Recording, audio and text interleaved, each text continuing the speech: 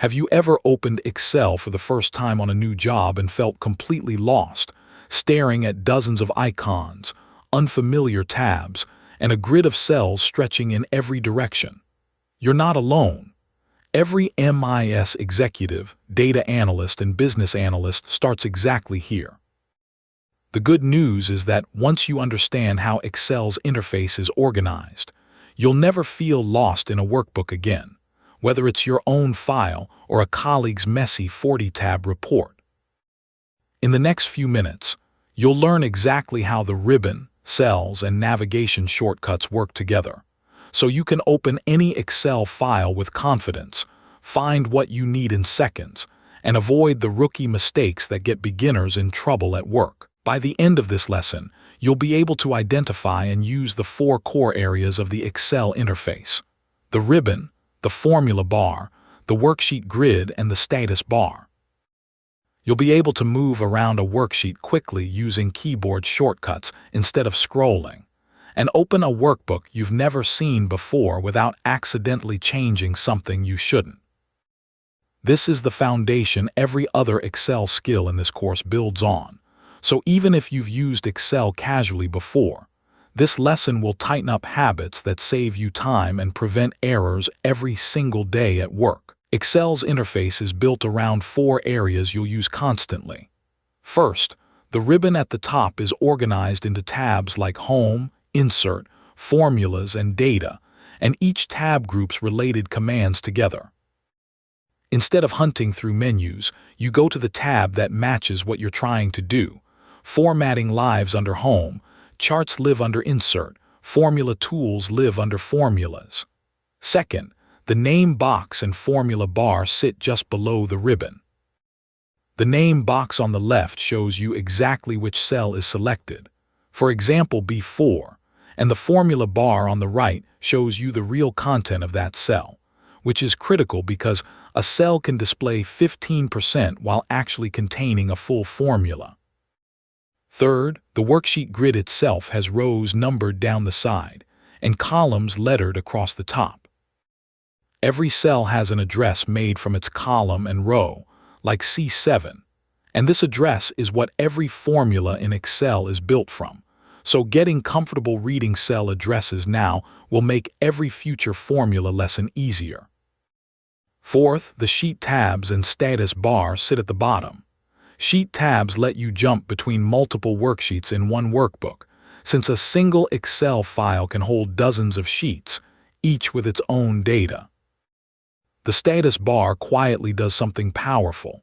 Select any range of numbers, and it instantly shows you the sum, average, and count, giving you a fast sanity check before you even write a formula. Understanding these 4 zones means you can open literally any Excel file, in any industry, and immediately know where to look for what you need. Here's how this plays out in a real job. Priya just joined as an MIS executive at a retail company. On her first day, her manager shares a workbook called Monthly Sales Master, a file that's been passed between analysts for 2 years, with 14 sheet tabs and formulas nobody quite remembers writing. Instead of panicking, Priya uses what she knows about the interface. She checks the sheet tabs at the bottom first to understand the file's structure, and sees tabs like Raw Data, Region Summary, and Dashboard. She clicks into a total on the dashboard sheet and immediately looks at the formula bar, instead of just trusting the number she sees, and discovers it's not a manually typed value, but a live formula pulling from the Region Summary sheet.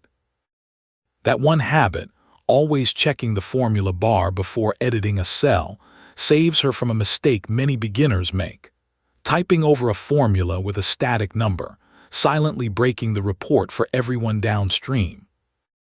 She also uses the name box to jump straight to a cell her manager mentioned on a call, instead of scrolling through 50 rows manually. What used to intimidate her on day 1, a huge, unfamiliar workbook, becomes something she can navigate calmly within her first hour, simply because she understands how the interface is organized. This is exactly the skill that separates someone who has used Excel before from someone who can be handed any company's workbook and get productive immediately. Let's walk through this hands-on. Open any Excel workbook. It doesn't need to have data yet. Step 1. Look at the ribbon. Click through the Home, Insert, and Formulas tabs one at a time. Notice how the buttons change completely, but they're grouped logically. Home has font, alignment, and number formatting grouped together, while Formulas has function, library, and calculation grouped together. Step 2. Click on any cell, say B2.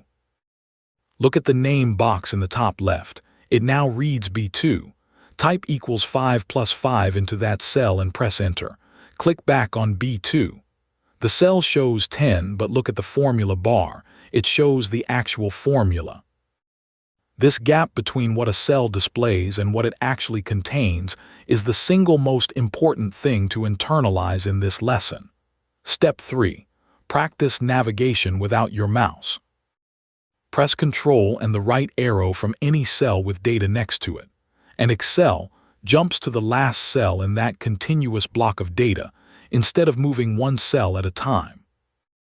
This one shortcut alone will save you minutes on every large sheet you open, and it's how experienced analysts move through big data sets so fast it looks like a trick.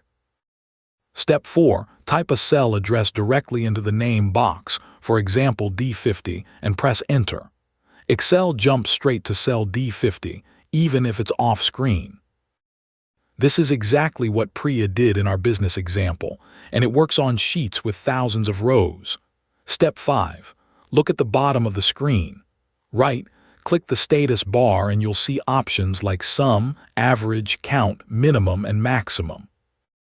Select any range of numbers on your sheet and watch this area update live. This is the fastest sanity check in Excel. Before you build a formula, glance down here to confirm roughly what number you expect to see. Practice these 5 steps for 2 minutes, and the Excel interface stops feeling like a maze. It becomes a tool you navigate on autopilot. The single most common mistake beginners make is trusting what a cell displays instead of checking what it actually contains. A cell showing a large rupee amount might be a typed number, or it might be a formula pulling from 3 other sheets, and if you don't check the formula bar before you edit it, you can accidentally overwrite a live formula with a static number. This kind of silent error is dangerous specifically because Excel doesn't warn you. The sheet still looks correct until someone notices the numbers stopped updating, sometimes weeks later. The second common mistake is over-relying on the mouse and scroll wheel to navigate large sheets. Scrolling through a 5,000-row dataset looking for a specific record wastes real time every single day. If you find yourself scrolling for more than a few seconds to find something, that's your signal to use the name box or the control arrow shortcut instead, both of which you just practiced in this lesson. Before moving to the next lesson, open any Excel workbook you have access to, whether it's a personal budget, a sample dataset, or a work file, and do the following. Identify all the sheet tabs and note what each one seems to contain. Click on 5 different cells and check the formula bar for each one to see whether they contain typed values or formulas. Then use Control right arrow and Control down arrow to jump around a data range without touching your mouse. Finally, type a cell address directly into the name box and confirm Excel jumps there correctly. This 5-minute habit-building exercise is exactly what separates confident Excel users from people who are still afraid of unfamiliar workbooks. In this lesson, you learned the 4 core zones of the Excel interface: the ribbon, the name box and formula bar, the worksheet grid, and the sheet tabs with the status bar, and why the gap between what a cell shows and what it contains matters more than almost anything else you'll learn early on. You also picked up 2 navigation habits, control arrow jumping and the name box, that will save you real time on every workbook you touch going forward. In the next lesson, we'll build on this foundation with workbook and file management, how to save, Share and protect a workbook so your formulas and formatting survive being passed between teammates, exactly like Priya's monthly sales master file.